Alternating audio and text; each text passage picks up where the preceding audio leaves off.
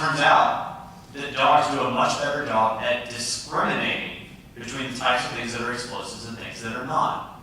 So if you're looking for a system that actually can do something reasonable in terms of detecting explosives, well then yeah, dogs would work. And they're much cuter. Well, I can't even bark because every dog in my neighborhood going off, so there's something. Okay, for our next article, this is from the BBC. I think that's somewhere west of Texas, is that right? Or somewhere around Texas. All right, the Russian military says dogs can detect the kind of deadly material and explosives that a human being, a robot, or a mine detector often struggle to find. Are dogs as cute as mine detectors, Dr. Water? Well, I think they're a lot cheaper than the scanners. And again, this is not about safety, it's about money. You know, when the federal government says they're going to shut down Austin because we don't have the scanners, I mean, there's a huge alternative here. There's dogs, and there's other technologies that we're going to talk about that are not as pretty as a dog, but there are other alternatives. And, you know, I don't know that Chertoff's buddies are going to get money from bomb-sniffing dogs, so I think that's the issue. All right. No comments? I have to agree with Jack Blood's comments because I really hate to envision a future where we have a bunch of cops on or soldiers on every corner with these police dogs that if you touch them, you get arrested for assaulting a police officer. This whole concept of turning into a law enforcement country rather than a free country where we protect ourselves, because it used to be.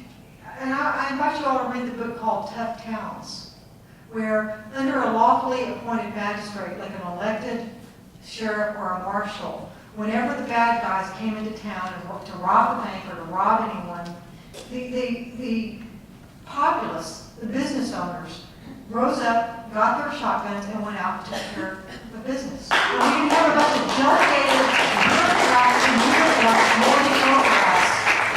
This is not the vision of a good future to me, to have to worry about this constantly. And I agree, we need to stop poking sticks into hornets' nests around this world so that we can have streets that are not dominated by cops to whom we have to bow down constantly.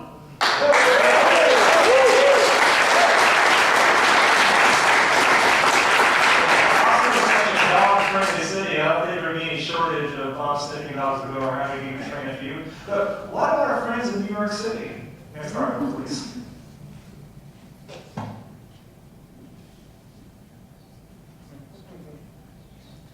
Yes, rodents, that's rats, have a more acute sense of smell than dogs. Thoughts? Did I just I would rather have a dog. I would rather have a dog than a rat. And these are even cheaper. They are cheaper, probably. You do have to train them. Although the ways that I've heard of implementing these is actually rather simple. They actually keep them in sort of a chamber where you're never going to see them, and they basically waft air in there, and then they'll signal if they detect anything. And that's what an unobtrusive way of going about security. Can you believe that somebody might actually do that? I mean, not in this country anymore, but it seems like a reasonable alternative. You know, if we would just give the companies the opportunity, we mentioned earlier that these companies were perfectly willing to give up security to the federal government because then they could get rid of their liability. But if companies have to bear all of the liability towards any problems that occur, then they have a lot of incentives in figuring out ways to implement security measures that are both safe and unobtrusive to their passengers. And this would be a perfect way that I definitely think that airports would go all over this, because this would be a perfect way of being unobtrusive to people. So this would be very, very appealing to me. All right. Gary?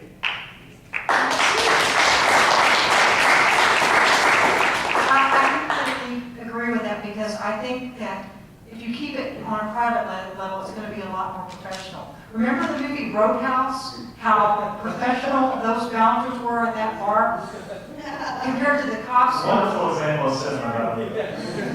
So I'm all for chocolate wraps over police dogs.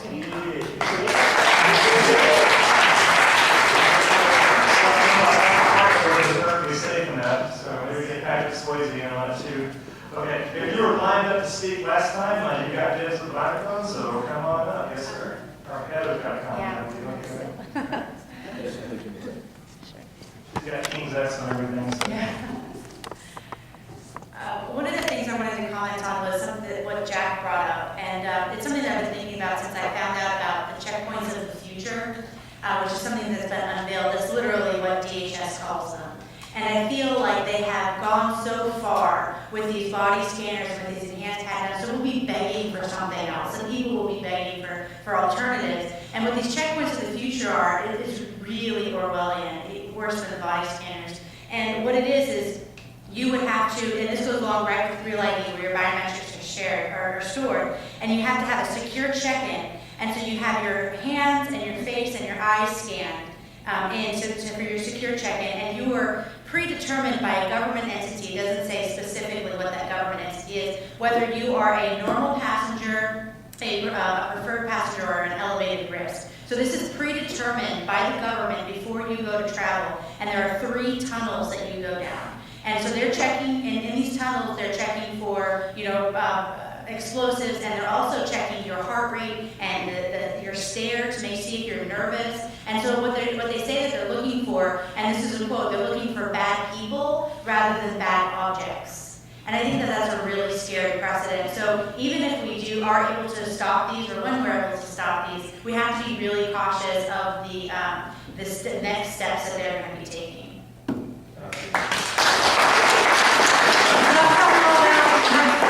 Andy, can I comment on that? Sure, go ahead. Do you guys remember what the original sin was?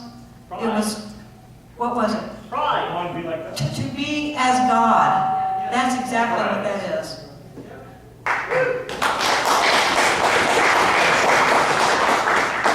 And Russell, when TSA was first formed, the bill gave cities the right to fire them with 1 year's notice and hire private contractors. 16 cities were private. Orlando fired the TSA and hired a private company. But TSA's John Pascoli announced that TSA would no longer allow airports to change. And I just want to raise the point that it might be possible to replace TSA at ABIA if it seems as if they're in violation of the bill that founded TSA. And that might be an option for us also.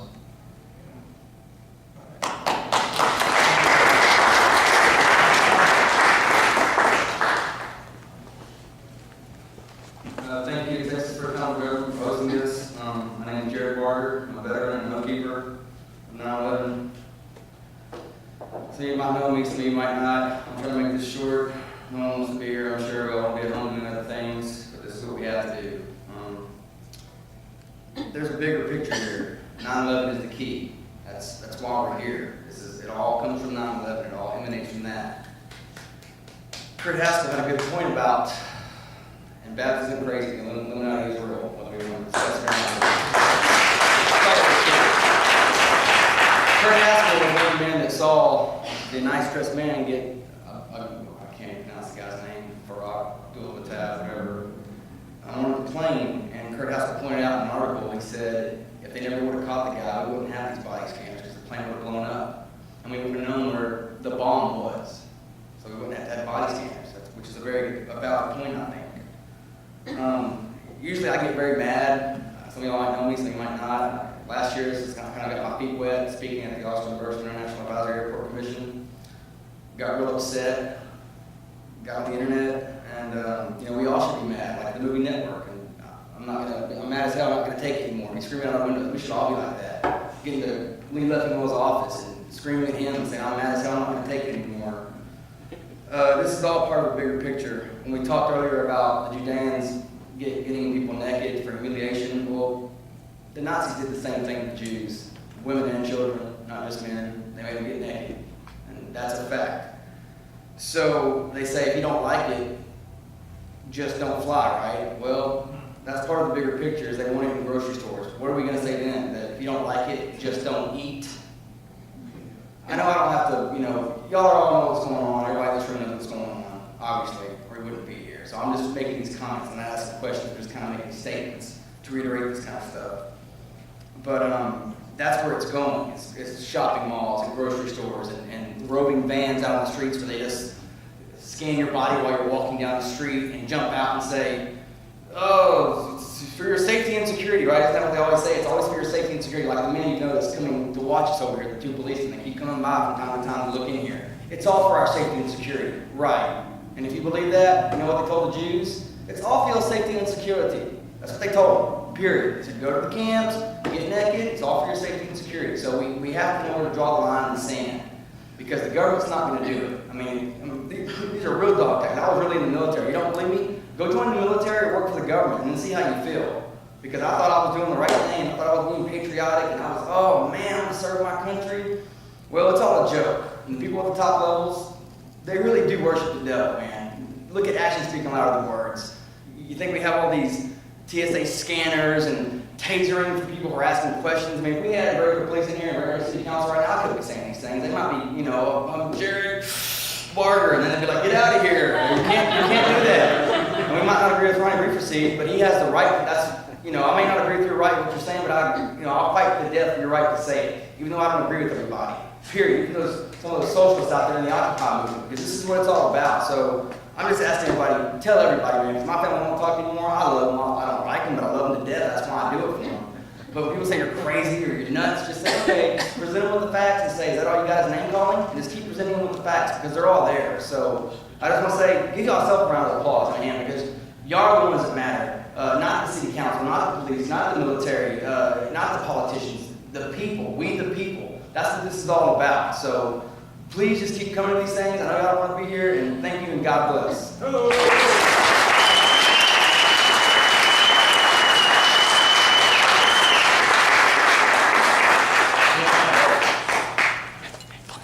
This comment is intended for the section on effectiveness, the effectiveness of what is what I'm asking. What exactly is it that we are here to try to do? And I know there's some people that believe that 9/11 was about terrorists that came into our country and did terrible things. And I know that there are people that believe that 9/11 was an inside job. But I know that everybody here and everybody not here, what we do agree on is that we value human life, whether it be losing it through terrorism, getting sick because of body scanners, or losing our dignity due to, and I won't call it a pat down, it's molestation. I've been through it myself. What I would like to do is I'd like to read to you a quote from Peter Joseph, who started the Zeitgeist movement. Check it out if you don't know what it is.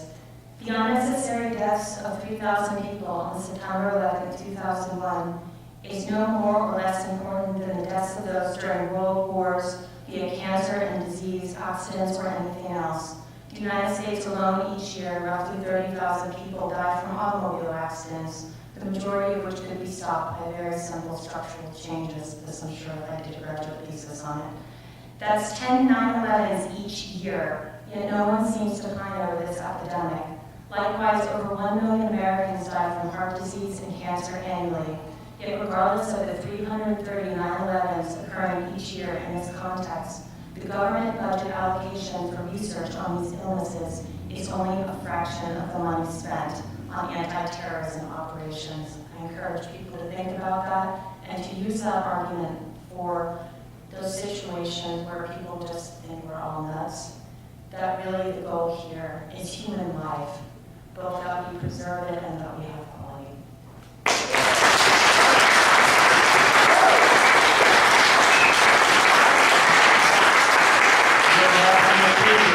Body scanners, that's for sure. We all need to band together despite our opinions on other ancillary matters. Go ahead, sir.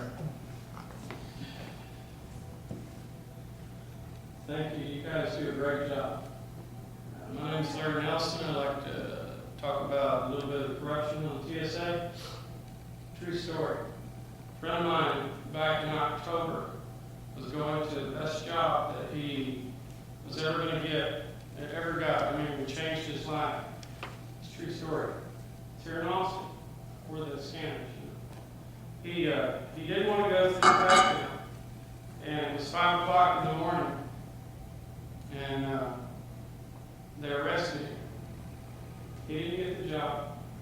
It's ruined his life completely. He's fighting desperately in the court system here. And the city of Austin, like I said, is basically in collusion with them. And I don't care if they hear me. Matter of fact, we get to go before the city council. I want him to come before the city council and tell his story. They have destroyed his life, the TSA, at Austin Airport. And, you know, I felt like it needs to get out. Because, you know, they had no reason to do it. You know, he was trying to get on the plane, and they prevented it. And you know what? They stopped him over a bottle of water. That's why he got arrested. So, the other note is you wanted to get the test data. What about getting a judge to sign an injunction? Exactly. I think that is a huge opportunity there. We do some sort of injunction, some sort of restraining order, some sort of summary judgment that says we are Austin Bergstrom Airport, International Airport, is violating these statutes. Summary judgment. Well, what we would do is get a TRO, get a temporary injunction would be the next step, and then finally a permanent injunction with a declaratory judgment is what we would have to do. It's expensive, so we would have to. Yeah. For the county, we would have to turn loose the data. Also, you worked in Motorola, right? Yes. Okay. Remember what I said about OSHA? Absolutely. What would it take to bring OSHA in? Because these people are not being protected. They're not. You know? That's another claim that can be made. Yeah. I brought OSHA in on other situations. You know, they didn't want to come, but I threatened to call Washington and get their funding yanked if they didn't want to do it. So.